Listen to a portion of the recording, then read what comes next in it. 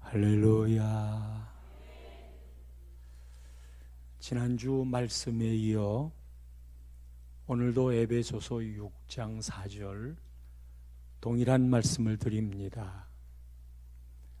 지난주에는 아비들아 너희 자녀를 노엽게 하지 말라 했습니다.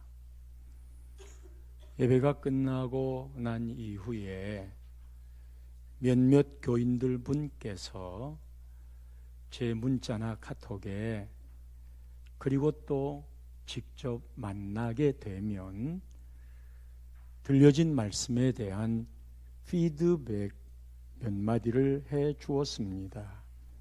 공통된 내용이 이렇습니다. 내가 자식을 참 노엽게 했노라고.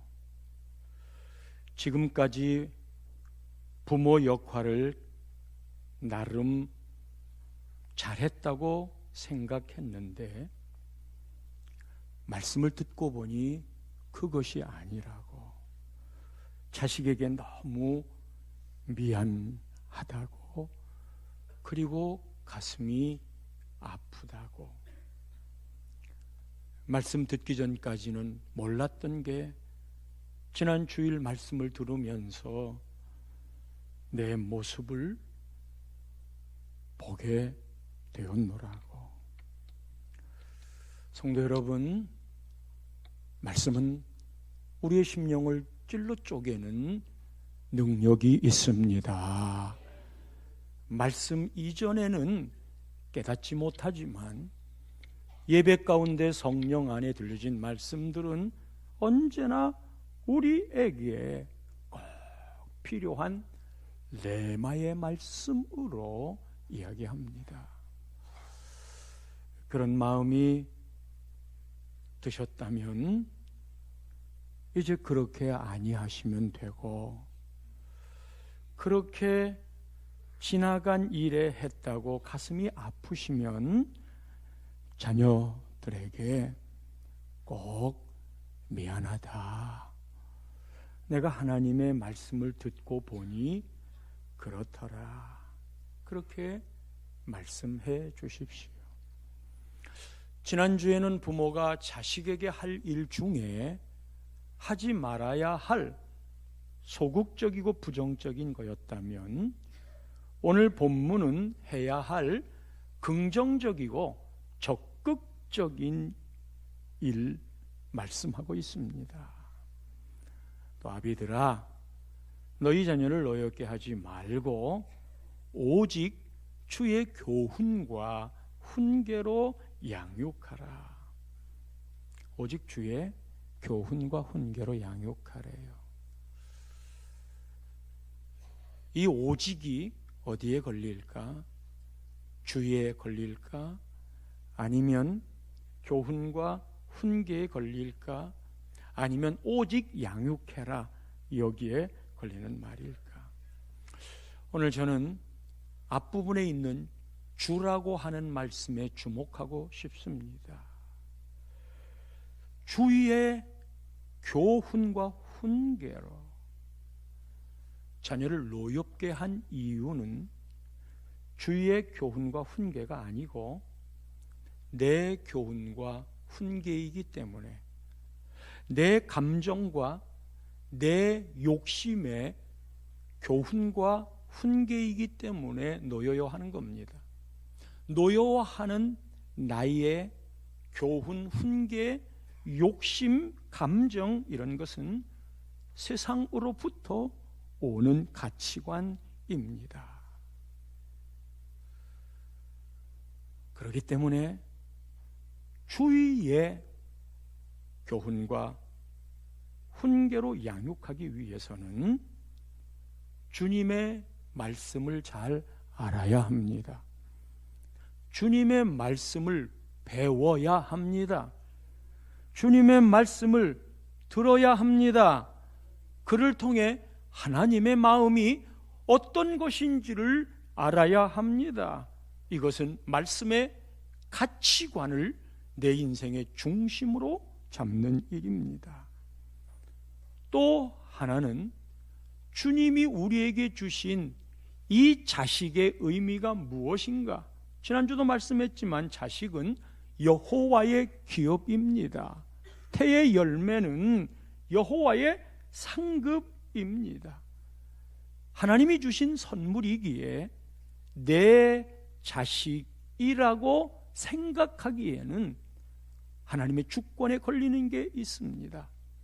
내가 해산의 수고를 통해 낳고 양육하지만 하나님이 보내주신 선물이랍니다.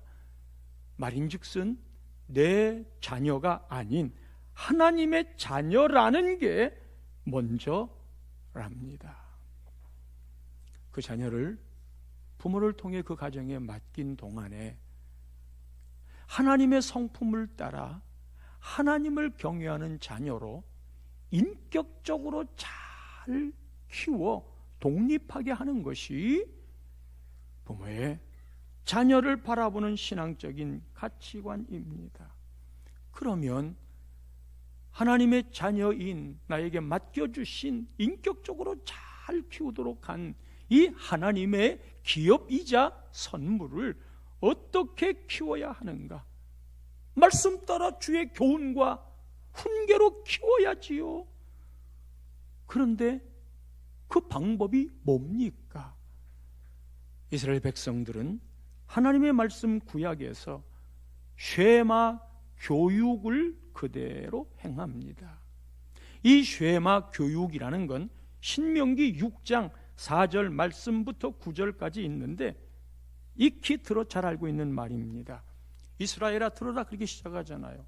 히브리 원문에는 들어라가 먼저 나와 있습니다. 들어라, 들으시오 이스라엘아, 들으시오 여러분들이요. 듣는 것에 먼저 포인트를 주어서 강조하고 있어요. 이 들으라는 말이 히브리 말로 쉐마예요. 이 쉐마 교육에 하나님 말씀의 교훈과 훈계에 가장 중심된 내용이 우리 하나님 여호와는 오직 유일한 여호와이시니, 여러분 하나님이 그런 분이신 것을 믿으십니까? 우리 하나님은 오직 유일한 여호와이십니다. 전능하신 하나님, 가장 최고의 선에 위치하신, 온 우주를 다스리시는 그보다 더 높으신 분이 없는 오직 유일한 여호와, 우리가 믿고 있는 하나님은 그런 여호와이다. 두 번째는 이런 여호와 하나님을 사랑하라. 내 하나님 여호와를 사랑하라. 이게 가르침인 거예요. 유일한 여호와 하나님, 그 하나님을 사랑하시오. 그거를 가르치라는 거예요. 그런데 사랑하는데 마음 다하고 뜻 다하고 힘 다해서, 예수님은 이 말씀을 나중에 목숨 다하여 라는 말까지 추가할 정도로 하나님을 사랑하는 것은 내키면 하고 안 내키면 하는 게 아니라 마음 다해, 뜻 다해, 힘 다해 하나님 사랑하라. 이것을 자녀에게 가르치기 전에 6절 말씀을 보면 먼저 오늘 내가 너에게 명하는 이 말씀을 부모인 너는 마음에 새기고, 부모인 그대가 먼저 유일하신 하나님 여호와를 사랑하는데 온 마음, 뜻, 힘 다 해서 먼저 부모부터 그거를 마음에 새기시오. 그래서 문제 자녀의 배후에는 언제나 문제 부모가 있기 마련이고, 부모의 신앙 상태에 따라 자녀의 신앙 상태가 나타날 수 있는 것이기에 먼저 부모부터 이 마음을 품으십시오. 이거를 가슴에 지워지지 않도록 먼저 새기십시오. 주님의 말씀을 기억하는 자들은 그것의 소중함을 알아요. 그리고 난 다음에 어떻게 가르쳐야 되느냐 하는 내용 다음에 방법을 이야기하는데 7절 말씀에 이렇게 가르치랍니다. 내 자녀에게 부지런히 가르쳐라. 집에 앉았을 때, 길에 갈 때에, 누워있을 때, 이게 잠잘 때예요. 그리고 일어날 때, 깨일 때예요. 그래서 하루에 2번씩 잠잘 때 이 명령을 이야기하고 쉐마를 외치고 암송하고 고백하게 하고, 그리고 아침에 일어나면 제일 먼저 이 쉐마, 유일하신 여호와 하나님 사랑해라. 그를 아침 저녁으로 자고 일어나면 언제든 이 말씀을 강론할 것이며, 8절 이하 9절까지도 여전히 그 방법을 이야기합니다. 너는 그것을 내 손목에 메고, 테플리라고 하는 걸 감아요. 양쪽에다 감아요.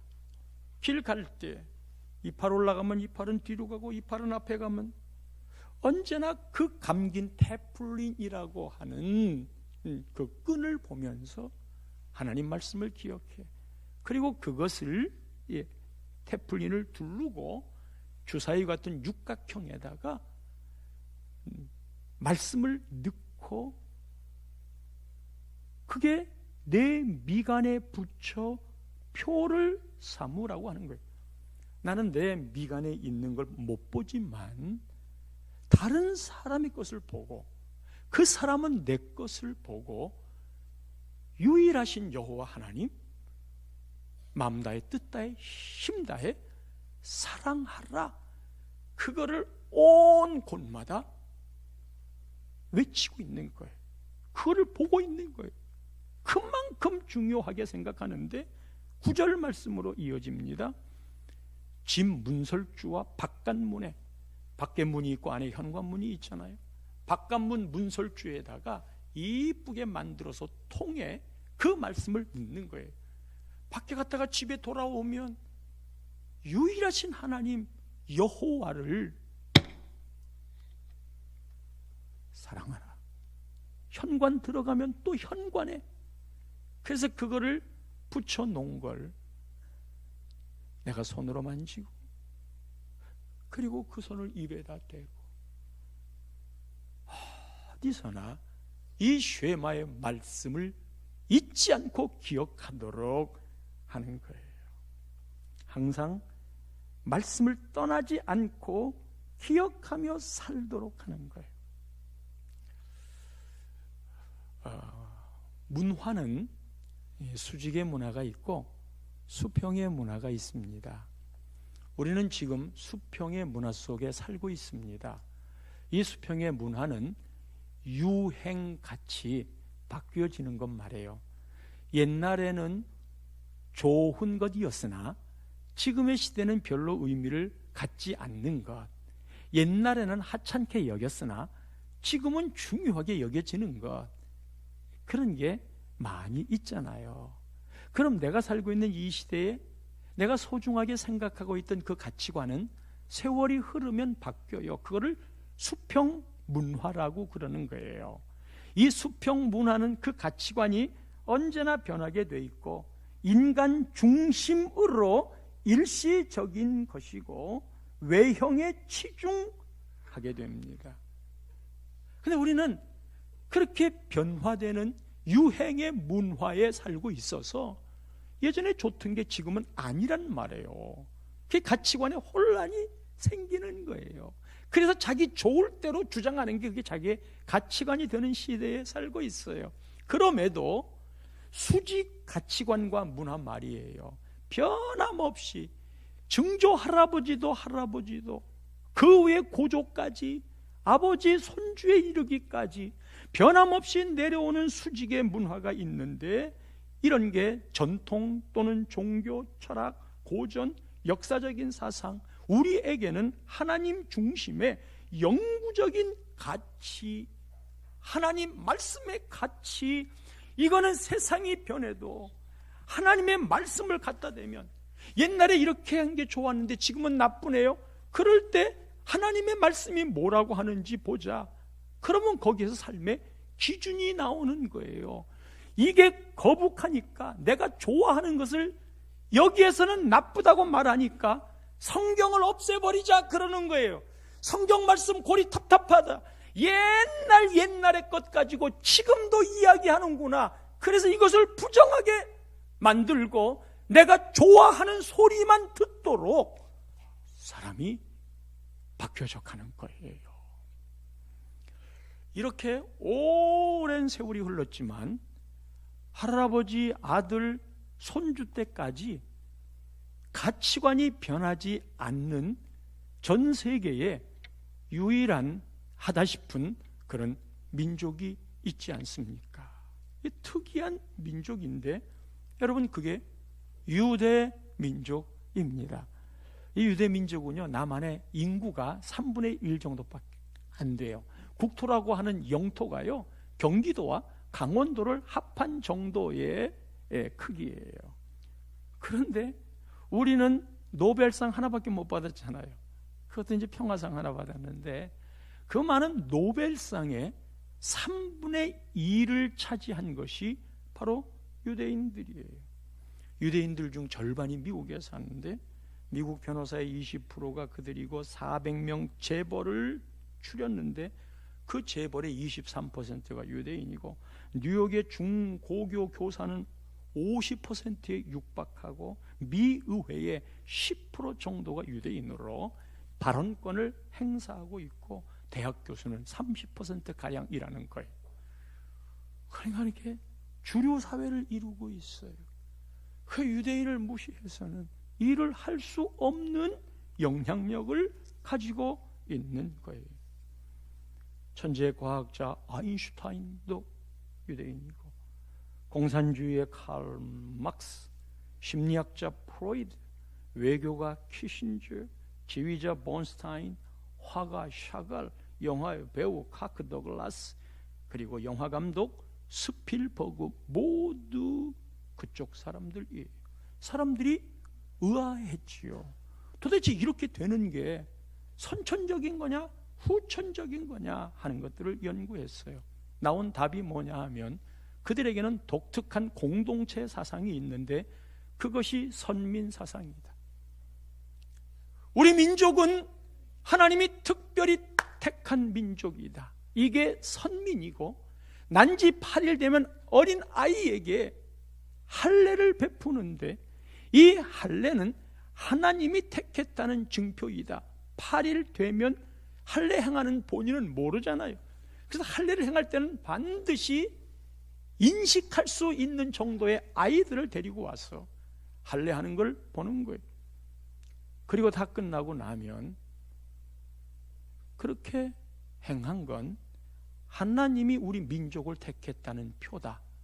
중요한 것은 너에게도 이미 그 표가 있다 하고 아버지가 아이한테 가르쳐 주는 거예요.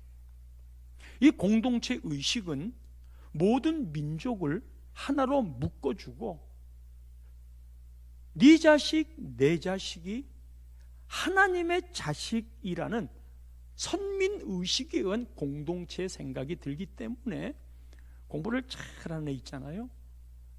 될성 부른 아이 있잖아요. 네 자식, 내 자식 가리지 않고 밀어주는 거예요.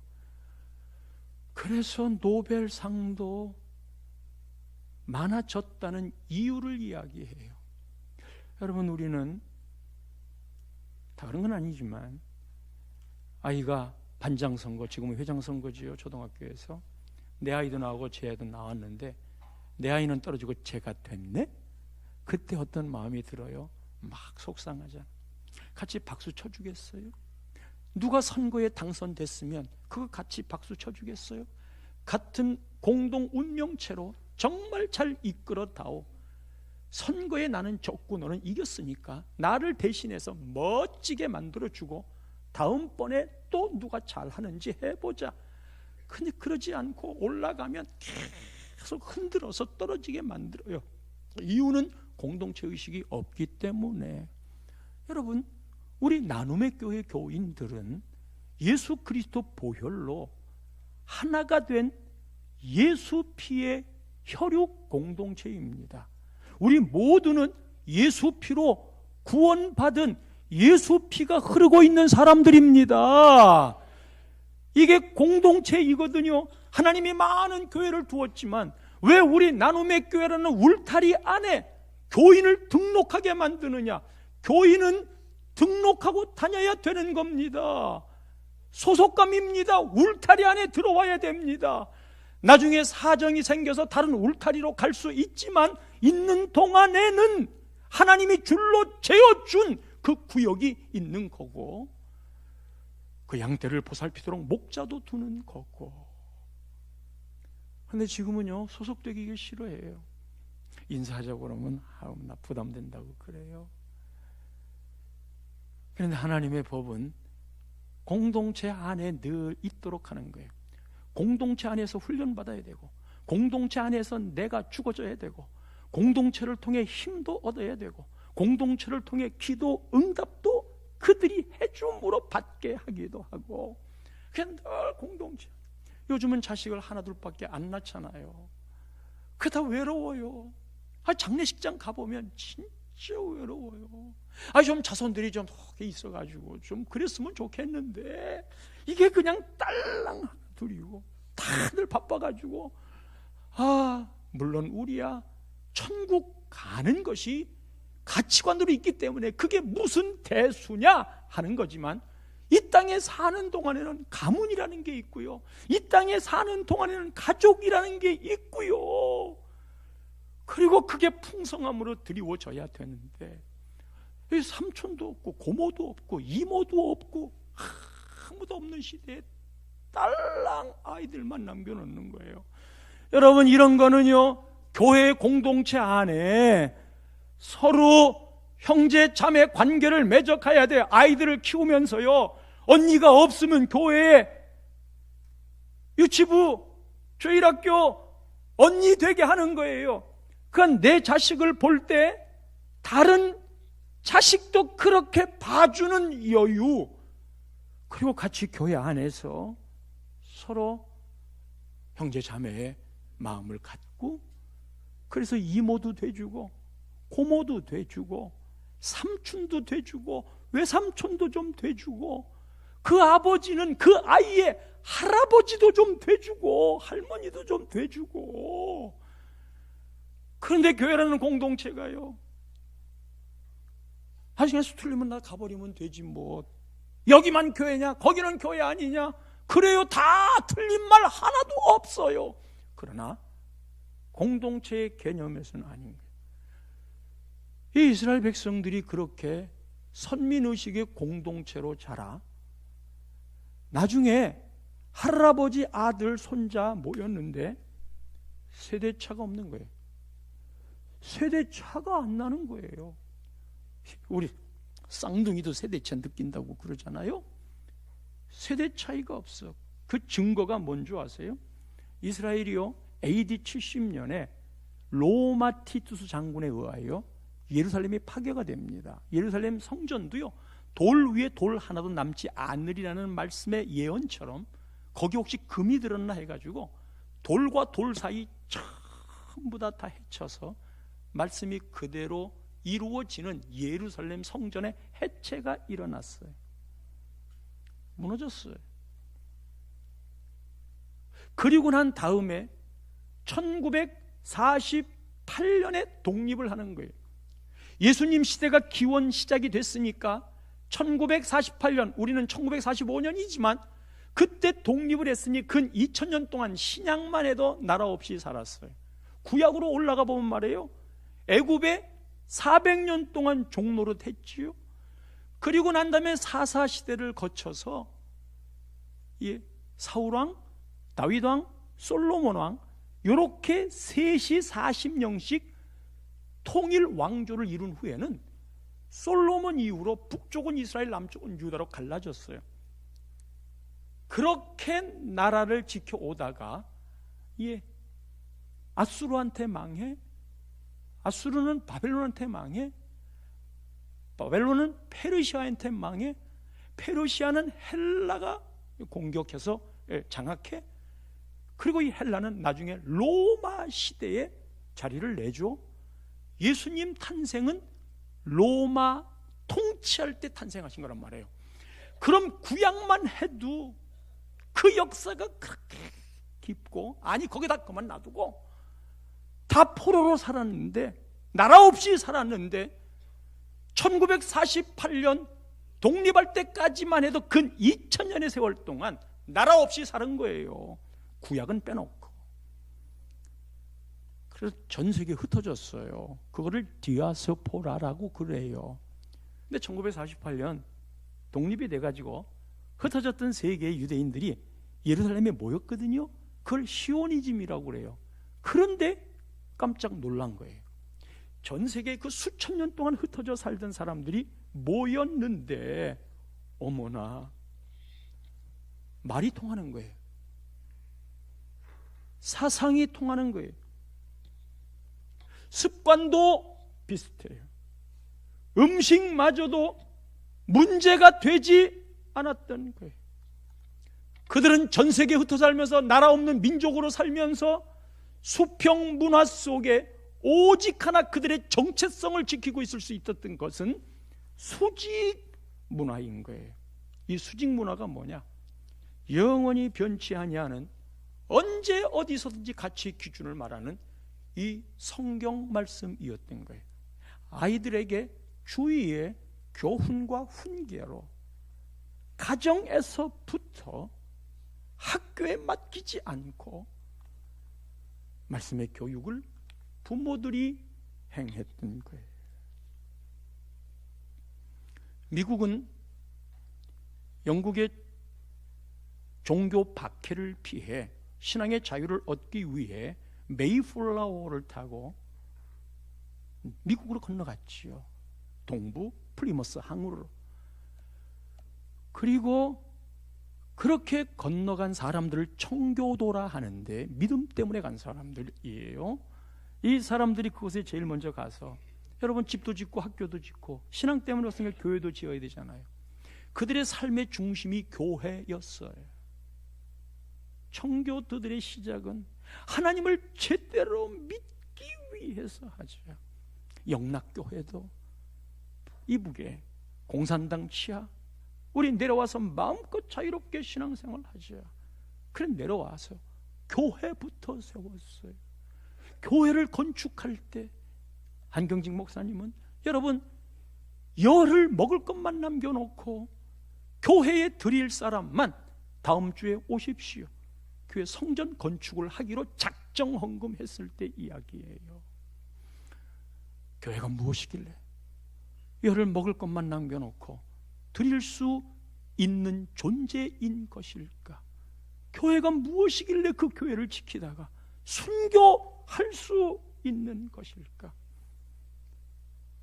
청교도들이 와서 교회부터 짓고, 지금 1달러짜리 돈에는 In God we trust, In God we trust, 우리는 하나님을 신뢰한다, 우리는 하나님을 믿는다라고 공식적으로 돈에다가 써놨어요.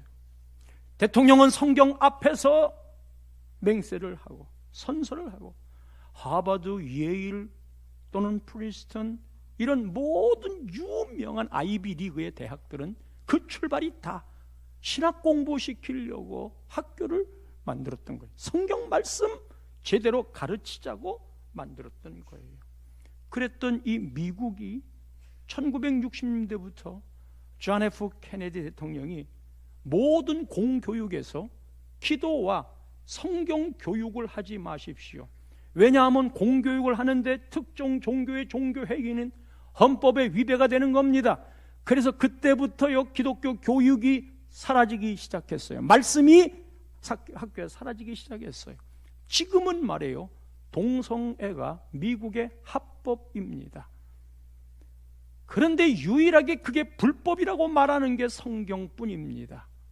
자, 미국의 전 주에 합법적인 게 동성애는 합법이요, 남자와 남자가 여자가 여자와 결혼할 수 있소이다.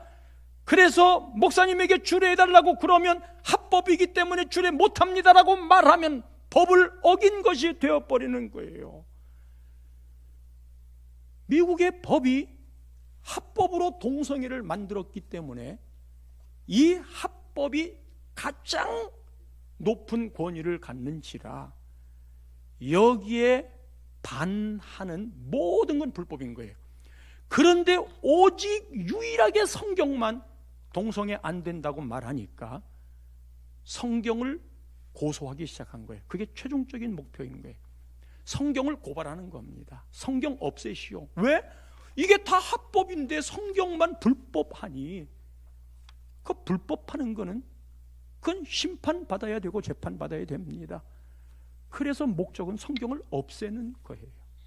성경을 그렇게 법을 만들어놨기 때문에 성경대로 이야기하면 잡혀가게 돼 있는 거예요.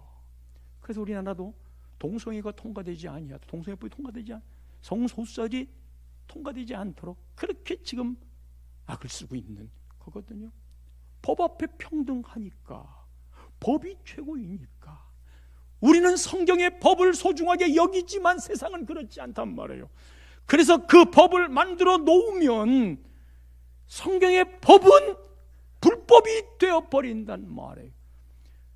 그래서 정말 그것에 마음을 담고 있는 국회의원을 국회로 보내야 되고 이 일을 위해 그리스도인들이 어떤 때는 행동으로 옮겨 보여주어야 될 우리의 다음 세대와 하나님 나라의 미래를 위해서 그렇게 해야 되는데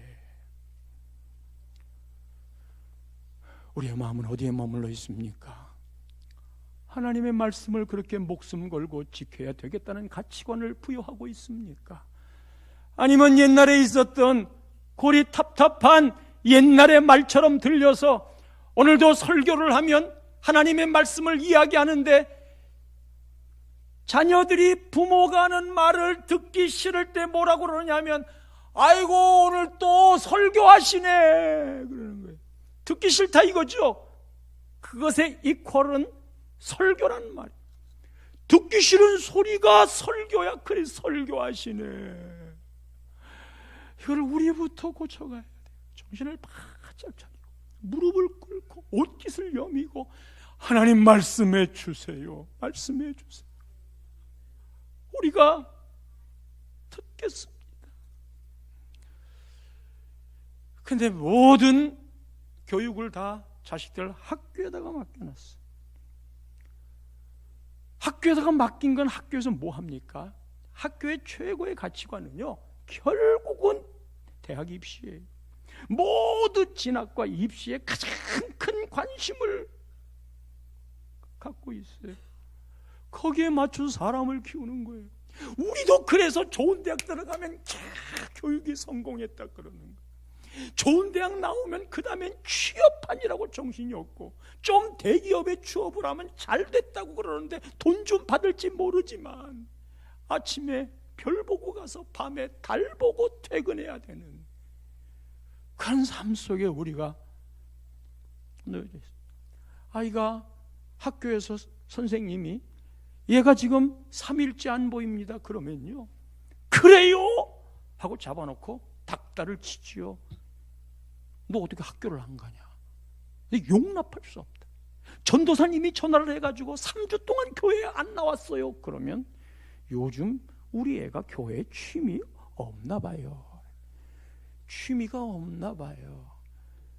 애들 왕따 시키는 것 같아요. 교회가 취미로 다니는 거예요? 재미가 없어서 그래요. 이미 우리 사이에 다 고백하고 있죠. 이 말씀 교육은 주의 교훈과 훈계는 가정에서부터 시작돼야 돼요. 여러분들이 아까 마음을 먼저 새겼던 그게 정말이라고 그런다면 말이지요. 예, 분위기가 너무 심각해지는 것 같네요. 마지막으로 또 하나는요, 두 번째인 건데 앞에는 주예라는 포인트였어요. 이제 교훈과 훈계예요. 교훈과 훈계로 양육하는 거예요. 교훈과 훈계로 교육하는 게 아니고 양육하는 거예요. 이 양육은 잘 키우도록, 잘 성장하도록 하는 건데, 이 교훈과 훈계의 역할은 잘못하지 않도록 타일로 주의를 시키는 거예요. 그러니까 견제가 있어요. 우선 훈계라는 말 자체 속에도 잘못하지 않도록 타일르는 거니까 이미 그 전제를 물어보는 거예요. 너 잘못 할 수 있다. 훈계라는 말 자체 속에는 잘못한 걸 바르게 잡아주는 의미가 담겨져 있는 거예요. 그런데 요즘의 현대 교육의 근원과 이 발생적인 생각은 어떤 거냐 하면요, 여러분 그 현대 교육에 많은 센세이션을 일으켰던 분이 이탈리아의 여성 교육자 몬테소리 박사입니다. 이 몬테소리라는 말 많이 모든 어린이 교육에 다 등장을 하는데, 이 몬테소리 박사는 인간 스스로가 선한 가치를 갖고 있다. 인간 스스로가 선한 것이다. 그래서 아이를 억압하지 않고 좋은 환경을 만들어서 그를 개발하면 얼마든지 위대한 가능성으로 능력을 발휘할 수 있다. 교육을 시키는 자의 입장에서 교육을 받는 자의 입장으로 생각하기 시작한 거예요. 그리고 촉감을 살리는 교구 활용 이런 것도 많이 하도록 했어요. 이게 여러분 얼마나 출발은 좋은 것입니까? 아이들의 입장을 생각해 주는 것 귀하지요. 미국의 교육 철학자 존 듀이도 사람이란 개인의 능력이 있다. 이 능력을 최대 극대화시키자. 그래서 개인의 경험, 실험을 중요시 했는데, 이 두 사람이 갖고 현대 교육을 일으킨 참 잘한 일 많이 있지만 가장 근본에서 삐뚤어진 게 있어요. 그 개념 출발이 그게 뭐냐 하면 인간은 선하다. 그래서 스스로 개발하면 위대한 능력이 있다. 그런데 성경은요 그렇게 말하고 있지 않잖아요. 앞에서 말했던 두 교육자는요 자율성을 높였어. 그거 얼마나 좋은 일이에요. 학생들을 좀 더 가치 있는 눈으로 보게 만들었어요. 얼마나 좋은 거예요.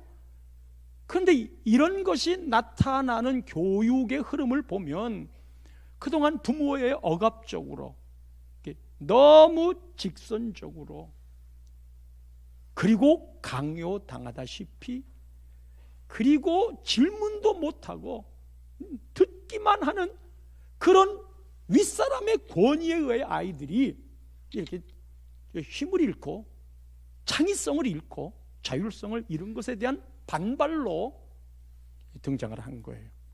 그것도 참 좋잖아요. 계몽주의라고 그러는 게 중세 천년 신이 최고였잖아요. 그런데 그 시절을 암흑기라고 그러잖아요. 잘못된 종교가 자리 잡기 시작하면서 암흑시대가 됐단 말이에요. 인간의 휴머니즘이 눌려버렸단 말이에요. 그래서 인간을 찾자라고 말하는 게 그게 계몽주의인데, 거기까지는 괜찮지만 인간을, 하나님을 배제하고 극대화시키기 시작했단 말이에요. 인간이 유토피아를 만들 수 있다고 생각을 한 거란 말이에요.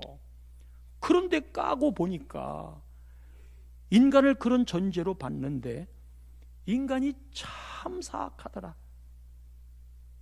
그게 드러나기 시작한 거예요. 그 사도 바울의 고백은 내가 선을 원하는데 원치 않는 바 악을 행하는 나를 보고, 그게 신앙생활을 한참 했을 때의 수준인 거예요. 오라 나는 곤고한 사람이로다. 이 사망의 몸에서 누가 나를 건져내랴.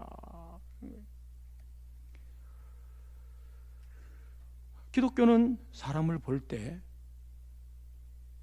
그렇게 스스로 행할 수 있는 선으로 보지 않습니다.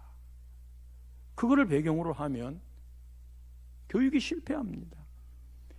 그래서 원죄를 갖고 있고 전적으로 타락했다고 칼빈이 고백하고 있는 이 인간의 모습은 우리 스스로 절대로 구원을 얻을 수가 없다. 그래서 오직 하나님의 은혜와 나 같은 죄인을 위해 십자가에 죽으신 예수 그리스도 십자가의 보혈로 내가 구원받을 수밖에 없다 하고 인간의 겸손함과 제한성과 하나님 앞에 내 모습을